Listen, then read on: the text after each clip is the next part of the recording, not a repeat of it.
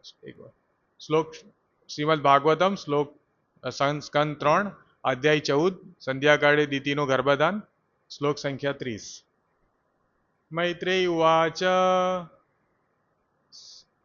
સૈવ સંવિદિતે ભર્ત્રા મન્મથોન્મથેન્દ્રિયા જગ્રાહ વાસો બ્રહ્મર્ષે વૃષલીવ ગતત્રપા. शब्दार्थ अनुवाद एवं भावार्थ इस डिवाइन ग्रेस ऋषि भक्ति वेदांत स्वामी शिल प्रभुपाद जी के द्वारा शिल प्रभुपाद की.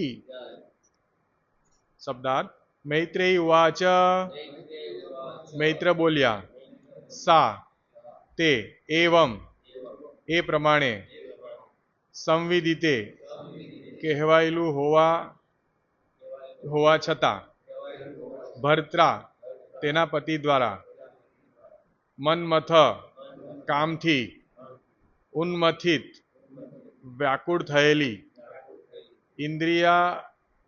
ઇન્દ્રિયો જગ્રાહ પકડ્યું વાસહ વસ્ત્ર બ્રહ્મર્ષિનું વૃષલી વેશ્યા ઈવ જેમ ગતત્રપા નિર્લજ. અનુવાદ મૈત્રે બોલ્યા દીતિને તેના પતિએ આ પ્રમાણે જણાવ્યું, પરંતુ સંભોગ તૃપ્તિ માટે તે કામથી અતિ વ્યાકુળ થયેલી હતી. નિર્લજ વેશ્યાની પેઠે તેણે બ્રહ્મર્ષિનું વસ્ત્ર પકડ્યું. ભાવાર્થ વિવાહિત પત્ની અને જાહેર વેશ્યામાં તફાવત એ છે કે એકનું જાતીય જીવન ધર્મશાસ્ત્રોના નીતિ નિયમ મુજબ નિયંત્રિત હોય છે, જ્યારે બીજીનું જાતીય જીવન નિરંકુશ હોય છે અને માત્ર પ્રબળ કામવેગથી દોરાય છે. મહર્ષિ કશ્યપ બહુ જ જાગૃત હોવા છતાં તેમની વેશ્યા પત્નીનો ભોગ બન્યા. માયાશક્તિનું જોર આવું પ્રબળ હોય છે. ઓમ અજ્ઞાનતિમિરાંધસ્ય જ્ઞાનાંજન શલાકયા ચક્ષુનિતમ યેન તસ્મૈ શ્રી ગુરુવે નમઃ. નમો વિષ્ણુપાદાય કૃષ્ણપ્રેષ્ઠાય ભૂતલે શ્રીમતે ભક્તિ વિકાસ સ્વામિનિતિ નામિની. નમો વિષ્ણુપાદાય કૃષ્ણપ્રેષ્ઠાય ભૂતલે શ્રીમતે ભક્તિ વેદાંત સ્વામિનિતિ નામિની. નમસ્તે સારસ્વતે દેવે ગૌરવાણી પ્રચારિણી નિર્વિશેષ શૂન્યવાદી પાશ્ચાત્ય દેશ તારિણી. જય શ્રી કૃષ્ણ ચૈતન્ય પ્રભુ નિત્યાનંદ श्री अद्वैत गदाधर श्रीवासादि गौर भक्त वृंद. हरे कृष्णा कृष्णा कृष्णा हरे हरे, हरे राम राम राम हरे हरे. તો આપણે જોઈએ છે કે સંધ્યા સમયે યજ્ઞ આદિ પતાવીને ધ્યાનમાં બેઠા હતા કશ્યપ મુનિ, અને એ વખતે દીતિ એમની પત્ની પુત્ર પ્રાપ્તિ માટે કામ વાસનાની માંગણી કરે છે કશ્યપ મુનિ, અને કશ્યપ મુનિ જુદી જુદી રીતે એમને સમજાવે છે કે આ સમય ઉપયુક્ત નથી. શિવજી પોતાના સહચરો સાથે આ સમયે ફરતા હોય છે. શિવજી ભૂતનાથ છે, તો જે એમની સાથે ફરતા હોય છે એ ભૂત યોનિના બધા જીવો હોય છે. તો આ રીતે બધું સમજાવે છે એમને કે આ સમય ઉપયુક્ત નથી. પરંતુ ઘણું બધું સમજાવવા છતાં પણ દીતિ ભગવાનની યોજના પ્રમાણે માનતા નથી. અને છેલ્લે આ શ્લોકમાં હવે એમની કામવાસના એટલી ઉત્કુટ થઈ જાય છે કે એ જગ્રાહ વાસો બ્રહ્મર્ષે વૃષલીવ ગતત્રપા. જગ્રાહ એટલે પકડાયું, વસ્ત્ર કોનું? બ્રહ્મર્ષિનું. કોના દ્વારા? વૃષલી એટલે વેશ્યા, ઈવ જેમ, ગતત્રપા એટલે નિર્લજ થઈને.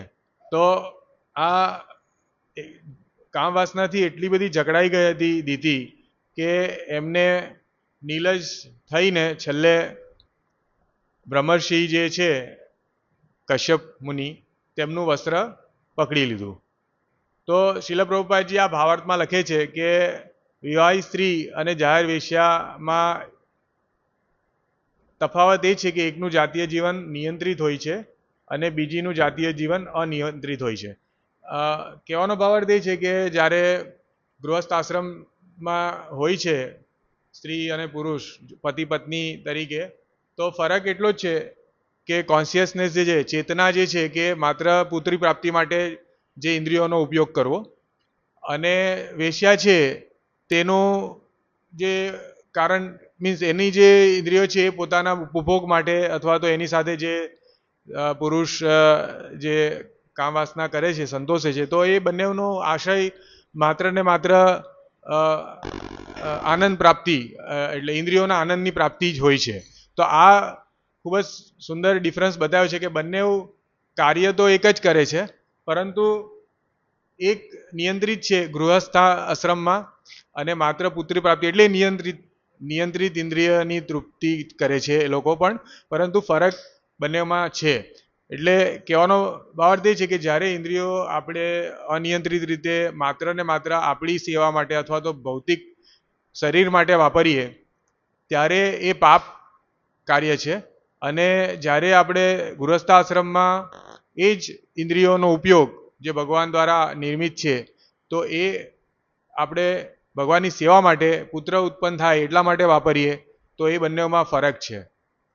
તો શીલ પ્રભુપાદજી એક નિયંત્રિત અને અનિયંત્રિત શબ્દ વાપરે છે. બીજુંનું જાતિ જીવન નિરંકુશ હોય છે અને માત્ર પ્રબળ કામ મીન્સ વેશ્યા જે છે એનું જાતીય જીવન નિરંકુશ હોય છે અને પ્રબળ કામ વેગથી એ દોરાય છે. અહીં કશ્યપ મુનિ જાગૃત હોવા છતાં તેમની વેશ્યા પત્નીનો ભોગ બન્યા માયાશક્તિનું જોર આવું પ્રબળ હોય છે. તો બીજી લાઈનમાં શીલ પ્રભુપાદજી બીજો પોઈન્ટ કહે છે કે કશ્યપ મુનિ ખૂબ જ એવું લાગે, બીજા શ્લોકમાં આવે છે કે કશ્યપ મુનિ શિવજીના ભક્ત હતા એવું લાગે છે, એવું શીલ પ્રભુપાદજી લખે છે, કારણ કે એમને શિવજી માટે ઘણી બધી એમણે વાતો કરી કે શિવજી કેવી રીતે લોકોનો મીન્સ જે ભૂત છે ભૂતનાથ કહેવાય છે અને જે આવા જીવો છે એનો ઉદ્ધાર કરે છે. તો એના પરથી એવું લાગે છે કે ખૂબ જ ધાર્મિક પ્રવૃત્તિના વ્યક્તિ છે, પરંતુ જાગૃત પણ છે, કારણ કે એમણે આવી પરિસ્થિતિમાં પણ ઉપદેશ આપ્યો એમની પત્નીને, પરંતુ શું થયું કે એમની પત્નીના એ ભોગ બન્યા તો માયાશક્તિનું જોર આવું પ્રબળ હોય છે. એટલે કહેવાનો ભાવાર્થ એ છે કે માયાશક્તિ કોઈને બી પાડી દે, એટલે ભગવાનની માયાશક્તિ ખૂબ જ પ્રબળ છે, અને એનો ભોગ બની શકે છે કોઈ પણ વ્યક્તિ. તો શીલ પ્રભુપાદ અહીંયા વોર્નિંગ આપે છે કે આપણે ભલે કોઈ એવું કહેતો હોય કે હું બહુ ભક્તિમાં બહુ આગળ છું, હું તો બહુ મોટો ભક્ત છું, પરંતુ ઘણીવાર કહેવાય ને શીલ પ્રભુજી લખે છે કે હાઈવે પર જ એક્સિડન્ટ થાય, મીન્સ ને હાઈવેના બધા ડ્રાઈવર કંઈ મીન્સ એવું નથી કે એ લોકો એક્સપર્ટ નથી હોતા, હે ને. તમે જોજો, એટલે હાઈવે પર મોટા મોટા એક્સિડન્ટ થાય ને એવા એક્સિડન્ટ થાય કે એમાં કોઈ જીવ બચતો જ નથી, હે ને. તો હાઈવે પર ચલાવનારા ડ્રાઈવરો બધા એક્સપર્ટ છે તો પણ એક્સિડન્ટ થાય છે. એટલે કહેવાનો ભાવ છે કે આપણે જ્યારે અહંકારવશ એવું વિચારીએ કે હું પોતે જ સક્ષમ છું, અને એ વખતે આવું પોસિબલ છે. એટલે માયાશક્તિનું જોર વિશે અહીં શીલ પ્રભુપાદજી ભાર આપે છે કે કોઈ પણ વ્યક્તિ હોય, કોઈ બી કનિષ્ઠ અધિકારીથી લઈને ઉત્તમ અધિકારી સુધી ભક્ત હોય, પણ એને આ બાબતમાં વિજિલન્ટ રહેવું જોઈએ, એને ધ્યાનપૂર્વક વર્તવું જોઈએ કે એની ઇન્દ્રિયોને કેવી રીતે ભગવાનની સેવામાં લગાડી શકે. આપણે જોઈએ છે હરિદાસ ઠાકુરનું ઉદાહરણ બીજા શ્લોકમાં આવે છે આ બાબત વિશે, કે ઇન્દ્રિયોની નિગ્રહ જે છે એ બહુ ઇમ્પોર્ટન્ટ છે, જેથી આપણે જન્મ મૃત્યુના ચક્રમાંથી નીકળી શકીએ.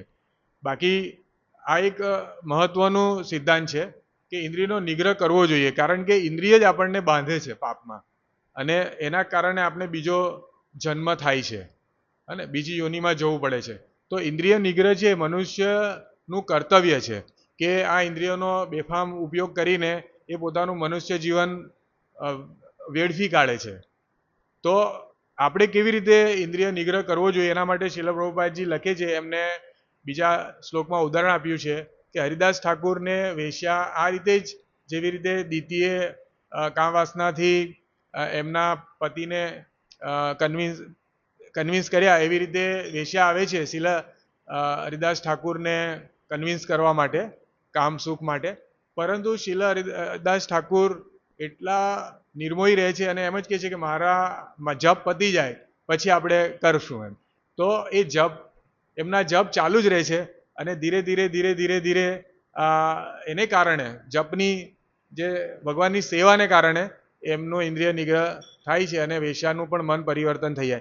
તો કહેવાનો ભાવ અર્થ એ છે કે ભક્તિ જે છે, ભક્તિ દ્વારા આપણે ઇન્દ્રિયનો નિગ્રહ કરી શકીએ છીએ. આ પોઈન્ટ ઇમ્પોર્ટન્ટ છે. ઘણા લોકો પોતાની રીતે કરે છે, યોગી જ્ઞાની, પરંતુ એ લોકો એમાં નિષ્ફળતા એમને મળી શકે, કારણ કે માયાશક્તિ બહુ પ્રબળ છે. ભગવાનના શરણે જયા વગર માયાશક્તિને આપણે લાંઘી નથી શકતા. તો એ આપણે કઈ રીતે માયાશક્તિને અથવા તો આના પર આપણે વિજય કરી શકીએ? તો શ્રીલ પ્રભુપાદજી લખે છે,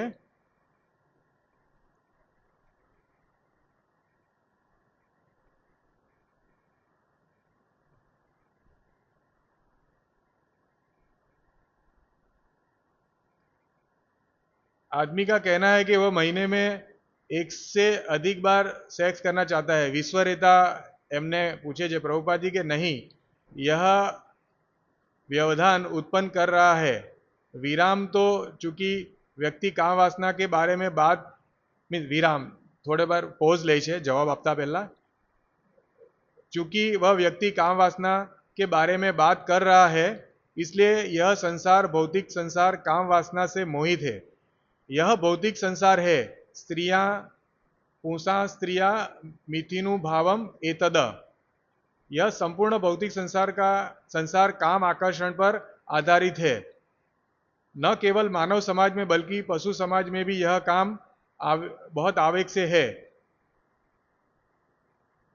पशु पक्षी जानवर मनुष्य यहाँ तक कि देवता भी इस भौतिक संसार में काम आवक से आकर्षित होते हैं. शास्त्रों या वैदिक साहित्य में इस बारे में उल्लेख है कि हम इस भौतिक संसार में केवल इस काम आवेग के लिए ही आवेग के लिए है. सबसे पहले हम काम के बारे में सोचते हैं. एक पुरुष भी सोचता है, एक महिला भी सोचती है, और जब वे एकजुट होते हैं तो वह आकर्षण अधिक से अधिक पूर्ण हो जाता है. फिर वह सज्जनता पूर्वक तरीके से जब यौन एकता होती है, तब एक अच्छे अपार्टमेंट या घर की आवश्यकता होती है. फिर जमीन की आवश्यकता होती है. पूर्व काल में जीवन यापन की स्थिति के लिए सभी के पास खाद्यान्न उगाने के हेतु कुछ भूमि होती थी. अतः गुरु क्षेत्र सुताप्त वित्ते ही. अतः लैंगिक एकता के बाद घर, भूमि, गृह, क्षेत्र, फिर संतान, अतः गुरु क्षेत्र सुता आप्त की आवश्यकता होती है. फिर मित्र, फिर वित्त यानी धन. इस प्रकार हम इस भौतिक संसार के प्रति अपनी आसक्ति बढ़ाते हैं. जनस्य मोह अहम. मोह का अर्थ है भ्रम. इस प्रकार वह भ्रमित हो जाता है. अहम ममेति, मैं और मेरा. श्रीमद् भागवतम स्कंद 5 अध्याय 5 श्लोक संख्या 8, अहम ममेति. सो श्रील प्रभुपाद जी इसमें लिख रहे हैं, मीन उसका जवाब दे रहे हैं कि जो सेक्स काम वासना है उसका क्या परिणाम होता है. तो भौतिक जीवन जो है, जो चलायमान है जगत, उसका मेन जो फोर्स है वो है काम वासना. आप सोचिए, अगर काम वासना के ऊपर हमारा विजय हो जाता है तो क्रमशः ये भौतिक प्रवृत्तियां कम हो जाएगी. क्यों? क्योंकि काम वासना के कारण लोगों को अपार्टमेंट लेना है ना, उसके लिए धन एकत्रित करना है, फिर उनका संतति होगा तो उसको फिर पालन पोषण करना है, मित्र चाहिए, ये स्कूल वगैरह जो भी है. कहने का है कि जो भी हमको हमारे जीवन व्यापन के लिए, हमारे कुटुंब के भरण पोषण के लिए हमको सब चीज़ें चाहिए, है ना. तो ये जो है घर, भूमि, क्षेत्र, अनादि मीन अलग अलग चीज़ें भरण मीन्स हमारे जीवन व्यापन के लिए, ये सब क्या करता है, हमको बिजी कर देता है ये सब चीज़ों में. और इसके कारण हमारी आसक्ति बढ़ती जाती है हमारे आप्तजनों में.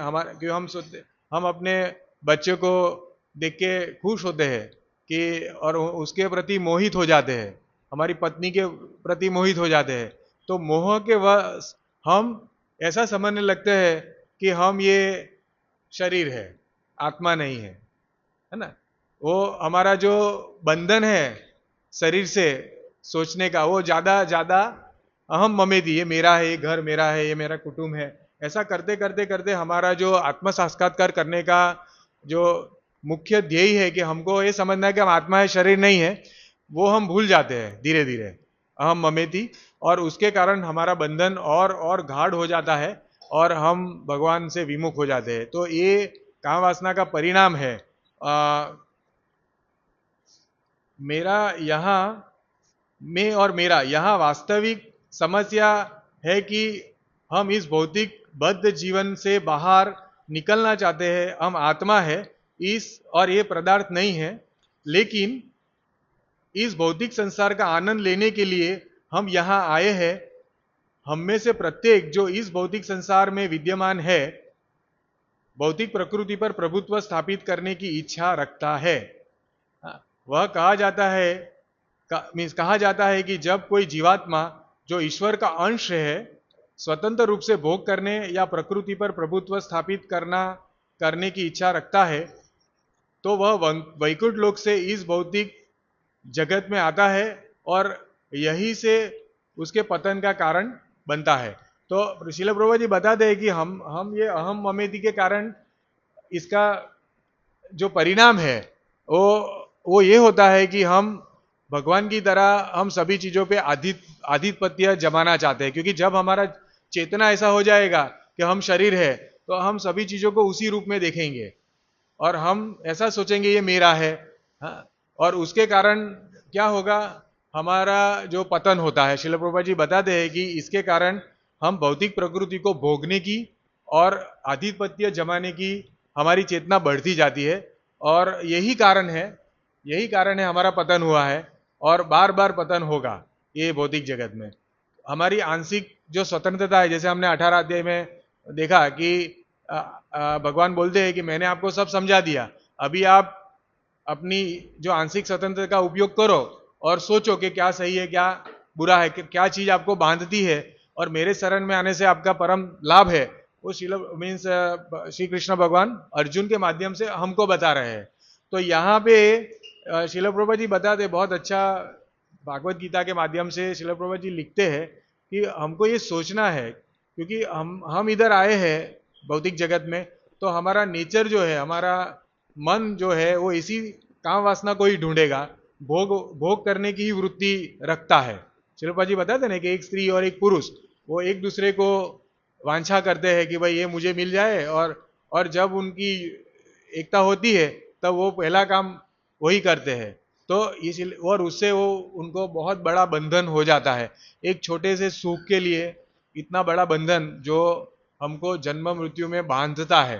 तो बुद्धिमान मनुष्य ये सोचता है हर वक्त कि मुझे कैसे इंद्रिय निग्रह करना है। तो भगवान बता रहे हैं कि कृष्ण बुलिया जीव भोग वांछा करे, पशते माया तारे जपतिया धरे। माया का अर्थ है भ्रामक ऊर्जा, जिसका हम आनंद लेना चाहते हैं, लेकिन वह वास्तविक आनंद नहीं है, वह भ्रम है। इसलिए इस भौतिक संसार में यौन जीवन इस आकर्षण का केंद्र है। तो जैसे कृष्ण बुलिया जी वो भोग वांछा करे, हम जैसे ही कृष्ण को भूल जाते हैं तो हमारे में डिजायर बढ़ जाती है आधिपत्य जमाने की, हमारी इंद्रियों को उपभोग हमारे शरीर के लिए करने की, ये सब इच्छाएं बढ़ जाती है।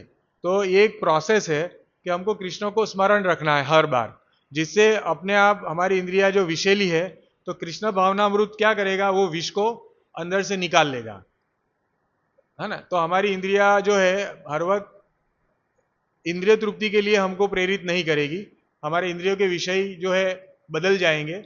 और जब हमको महान रस मिलेगा, भगवान का रसास्वादन होगा भक्ति का, तो हम जो भी सामान्य रस है इंद्रियों के, जो हमारे शरीर के लिए हम उपभोग करना चाहते हैं, वो विषयों में हमारी रुचि धीरे धीरे कम हो जाएगी। तो ये प्रोसेस है और यही ज्ञान है। प्रायः हम देखते हैं मनुष्य को जो ये मनुष्य पशुवत बनता जा रहा है धीरे धीरे धीरे धीरे। एजुकेशन भी जो है वो मूलतः उसका आधार जो है, एजुकेशन का जो आधार है वो वही यही है कि अहम ममेधी, है ना। बच्चे को छोटे से ही समझाते हैं कि आपको मेहनत करना है, फिर पैसे कमाने हैं, फिर आपका बड़ा बंगला होगा, कार होगी, इसके लिए बहुत बड़ी जॉब लेनी है, और जॉब लेने के लिए आपको अभी पढ़ना है। तो उनका टारगेट ऐसा फिक्स कर दिया जाता है जिसको अहम ममेधी का वो जो है वो बढ़ता जाता है, उसकी वृत्ति कि मेरा है। और हम देख रहे हैं अभी हमारे दो का जो अभी तो एक ही लड़का होता है, तो आप सोचिए कि बाकी का जो जो यौन शोक मांग जो भोग कर रहे हैं लोग, तो वो सब जो अलग अलग पद्धति को उपयोग करके वो संतान प्राप्ति को रुकवा देते हैं, है ना। एक ही बच्चा हो रहा है तो ऐसा तो नहीं कि उन्होंने एक ही बार संभोग किया है। तो कहने का तात्पर्य है कि इतना उपभोग करते हैं, एक ही बच्चा है तो वो हर वक्त उसका जो डिजायर है वो मेरा है, शेयरिंग नहीं करते हैं, है ना। जैसे गुरुकुल पद्धति है तो सभी बच्चे एक साथ पढ़ते हैं, उनका जो काफ़ी चीज़ें हैं वो एक दूसरे को शेयरिंग करते हैं, उसको समझाया जाता है कि ये चीज़ भगवान की है ना। अभी जो प्रवृत्ति है कुटुंब भावना कैसी है कि संकुचित है, विभक्त कुटुंब जो है वो संकुचित है। बच्चा देखता है कि उसके पिता ने ही अपने माता पिता को और अलग जगह पे रख दिया है, तो उससे ही उसकी भावना जो है वो संकुचित हो जाती है। तो ये हमारा मनुष्य वैदिक हमारे भारत की संस्कृति ये नहीं है, भारतवर्ष की संस्कृति ये नहीं है। हमारी संस्कृति बहुत उच्चतर है जिसमें इंद्रिय निग्रह को प्राधान्य दिया है, सिंपल लिविंग हाई थिंकिंग को अपनाया है, और उसका परम लाभ है। हमारा जितना जो डिजायर है कम होता है ना। जब आवे संतोष धन सब धन दूरी समान, हमारा संतोष आएगा। संतोष कैसे? भगवान की सेवा में हमारा संतोष। ऐसा नहीं कि कई लोग जैसा बोलते हैं कि नहीं मैं बहुत कम चीज़ों से, जैसे कई हम देखते हैं जंगल में लोग रहते हैं, है ना। मेरा जंगल में एक झुपड़ी बना के वो, लेकिन उनकी जो चेतना है अगर वो भगवान की सेवा में नहीं है तो कभी भी वो पतन हो जाएगा, और उनको थोड़े समय के बाद वहां पे भी मन नहीं लगेगा, है ना। जैसे शिला प्रभुपाद जी कई बार बंदर का उदाहरण देते हैं कि बंदर है वो फल फ्रूट पे रहता है और एकदम सादा जीवन, उसका कोई घर भी नहीं है, पेड़ पत्तों पे रहता है, लेकिन वो फिर बंदरिया को देख के उसकी काम वासना जागृत हो जाती है। तो ऐसा है कि हमारा सिंपल लिविंग हाई थिंकिंग, लेकिन हमारा सिंपल लिविंग है वो इंद्रियों को तर्पण भगवान की सेवा में तर्पण करना है। सभी हमारी डिजायर को हमको सोचना है कि भगवान के लिए भोग्य है, हमारे लिए नहीं है। हम तो भगवान के सेवक है ना। तो जब भी हमको भोग वांछा हो, कुछ भी हमको ऐसा विचार आए, तो हमको ये सोचना है कि ये भगवान की सेवा के लिए, और ये सोच को मजबूत करने के लिए हमको प्रोसेस जो है, हमको हर वक्त भगवान का स्मरण करना है, हरे कृष्णा महामंत्र का जप, हरे कृष्णा कृष्णा कृष्णा हरे हरे, हरे राम राम राम हरे हरे। जैसे शिला प्रभुपाद जी ने ऐसा बताया कि भौतिक जीवन जो है उसका मूल आधार ही सेक्स भावना है, तो उसको ये जो है हरे कृष्णा महामंत्र कली का जो कली संतरण उपनिषद जो है उसमें यही है कि कलयुग की ये दोष है ना। भौतिक जीवन जो है कलयुग का ये दोष है कि जिसमें हमको काम वासना महत्तम लेवल पे है, तो उसको काटने के लिए हरे कृष्णा महामंत्र भगवान ने दिया है। और ये महामंत्र का स्पष्ट उच्चारण खास करके मंगला समय में करने से जहाँ मीन उसका फायदा है कि हमारा कोई डिस्टर्बेंस ना हो हमारा, और उस वक्त आध्यात्मिक जो चेतना बहुत पावरफुल रहती है। समय का जो हर एक समय की एक उसकी इफेक्ट है ना। जैसे हम सोचते रात का समय है तो हमारा तमोगुणी है, हम लोग थक जाते हैं, है ना, सोने का मन होता है। तो ये प्रोसेस है कि जिससे हमारी इंद्रिया है वो सोचेगी, जब भी हमको भगवान से सेपरेट कुछ भोग की हमको इच्छा होगी तो हमारी इंद्रिया हमको अलर्ट हमारा मन जो है अगर भगवान का सेवा में है तो ये अलर्ट करेगा हमको, हमारे अंदर से परमात्मा हमको आदेश देंगे ये नहीं, हमने बहुत अभी तक कर लिया करोड़ों जन्मों से, लेकिन अभी हमको भगवान की सेवा में इसको निहित करना है। तो इससे हमारा धीरे धीरे ये समन हो जाएगी इंद्रिया, और वो हमारा फिर मात मानेगी। तो अदर हम अपने अपने हिसाब से उसको निग्रह करने की जो प्रयत्न करेंगे तो नहीं होगा। तो ये प्रोसेस है हरे कृष्ण महामंत्र का जप करना, शुरुआत में चेतोदर्पण मार्जनन, फिर हमारी बुद्धि उससे होगी, तो ही हम भगवान ने जो लिखा है, जो बोला है वाणी भगवान की, श्रीमद् भागवतम और भागवत गीता, वो हम समझ पाएंगे। हमको गुरु के आश्रय में जाना है, हमको जो भक्त है जिन्होंने ये विज्ञान सीखा है उसे सीखना है, कैसे रहना है उनका, वो हमारे क्या बोलते प्रैक्टिकल वो सिखाते हैं। जैसे भगवान ने हमको जो बताया, तो भक्त भागवत के माध्यम से हम उनको देख के, गुरु को देख के हम उसको प्रैक्टिकली अनुसरण करें। हमको जैसे हम लिखते हैं ना, किसी कोई भौतिक जीवन में बहुत आगे बढ़ा है, कोई बिजनेसमैन है, तो उसका लोग बताते हैं कि देखो इस तरह से वो आगे बढ़ा, उसके पास कुछ नहीं था, करोड़ों रुपया अभी कमाया, तो ये इसी तरह हम हमारे आध्यात्मिक जीवन को उन्नत करना है अगर, तो हमको भक्तों को अनुसरण करना पड़ेगा। जो भक्त ये पाथ पे, ये जो है ना रास्ते पे आगे बढ़े, अदर नहीं तो ये रास्ता बहुत कठिन है ना, तलवार की धार जैसा है, यहाँ बहुत कठिनाई आएगी। ऐसा नहीं है कि बहुत सिंपल है, बहुत कठिनाई। हमारे आप्तजन ही हमको बोलेंगे है ना कि आप ये कर रहे हो, हमारा फैमिली का कुछ सोच नहीं रहे हो। हालांकि हम जो वैष्णव है वो सबसे ज्यादा सोचता है फैमिली को उद्धार करने के लिए, लेकिन फिर भी ऐसा समय आएगा, ऐसा हम जिसमें हम सोच रहे हैं कि ये हमारे शुभ चिंतक है, वही हमारे शुभ चिंतक नहीं है। तो हमको ये भगवान की सेवा में हमारा मन लगाना है। और जो सामाजिक व्यवस्था है, तो श्रील प्रभुपाद जी इसमें आगे लिखा है कि हमारे कुटुंब का भरण पोषण करना गृहस्थ का कर्तव्य है, कि उसको ऐसे छोड़ नहीं देना है, लेकिन उसको सबको कृष्ण की सेवा में लगाना है, वही एक रास्ता है। नहीं तो बहुत घोर कलयुग आने वाला है और आ चुका है, मीन्स उसकी हम कल्पना भी नहीं कर सकते हैं, इतना जल्दी आ रहा है ना। आप देख रहे छोटे छोटे बच्चे भी, जो एकदम हम मानते हैं कि अभी तो उनको कुछ समझ नहीं है, लेकिन फिर भी कलयुग इतना पावरफुल हो गया है कि ये लोग भी ये काम वासना में तृप्त हो गए हैं। छोटे छोटे बच्चे, वो लोग सब पोर्नोग्राफी वगैरह देखते हैं, क्योंकि ये गुरुकुल सिस्टम नष्ट हो गया है। माता पिता को इतना बिजी कर दिया है भौतिक जीवन में कि वो इनके प्रति ये समझाने का टाइम ही नहीं है। वो अपने आप में इंद्रिय तृप्ति में सब घूम रहे हैं। तो ये बहुत प्रॉब्लम आने हो चुका है। तो उसका एक ही सॉल्यूशन है कि भगवान की सेवा करना, बस। और जो नहीं कर रहे हैं उनको जोरपूर्वक समझाना कि भाई करो, नहीं तो मर जाओगे। ये भौतिक माया आपको ट्रैप कर लेगी और आपका कोई रास्ता दूसरा मिलेगा नहीं, है ना।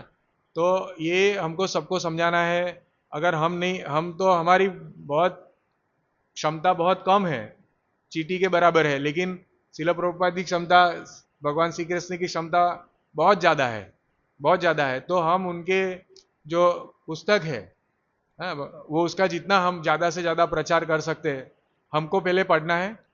हमारा आज्ञा होई गुरु होई तारो ये देश, ये हमको समझना है पहले कृष्ण भक्ति का विज्ञान, और हमको दूसरों को समझाना है, जिससे ये लोग जो भी है हम और हमारा भी उससे शुद्धिकरण होगा। ये करने से, ये भी एक प्रोसेस है, माला करना, पढ़ना, पुस्तक वितरण करना।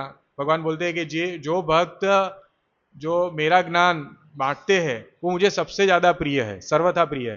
तो भगवान एक बार संतुष्ट हो जाएंगे तो भगवान हमारी इंद्रियों को भी संतुष्ट नहीं करेंगे क्या, है ना।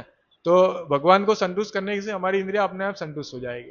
तो ये कृष्ण भावनामृत का विज्ञान जो है वो हमको समझाना है, जिसके कारण हम ज्यादा से ज्यादा लोगों को भगवान की शरण में लेके आ सके। और ये भौतिक जीवन का जो सबसे बड़ा दोष जो है, जो काम वासना, जिसके कारण जैसे बताया आगे कि उसके कारण ही पूरा मीन्स हमको सब चाहिए चीजें, हमारा पूरा विस्तरण होता है जीवन का, उसके कारण ही वो सीमित सिर्फ होके कहते हैं ना चैनलाइज हो जाएगा सिर्फ भगवान की सेवा में, जब हम इस तरह से काम वासना पे विजय प्राप्त करेंगे। तो देखिए, ये हम कभी सोचते हैं कि ये सब भागवतम में कथाएं आती है, तो कई जो ज्ञानी लोग हैं या तो जो भौतिकवादी है शायद ऐसा सोचे कि ये सब क्या है, भागवतम तो भगवान का पूरा वर्णन होना चाहिए, इसमें ये सब क्या है। और प्रायः कथा जो पढ़ते हैं वो भी नहीं बताते हैं, वो लोग भी सिर्फ कृष्ण लीला के बारे में बताते हैं। लेकिन सही मायने में हम देखते हैं, जैसे हमने अभी सब ने डिस्कस किया कि काम वासना पे विजय भगवान की सेवा के माध्यम से कैसे कर सकते हैं, वो दीति और कश्यप मुनि के संवाद से हमको ये पता चलता है कि क्या परिणाम है इसका, है ना। हरे कृष्ण। वांछाकल्पतरुभ्यश्च कृपा सिन्धुभ्यैव च पतितानां पावनेभ्यो वैष्णवेभ्यो नमो नमः।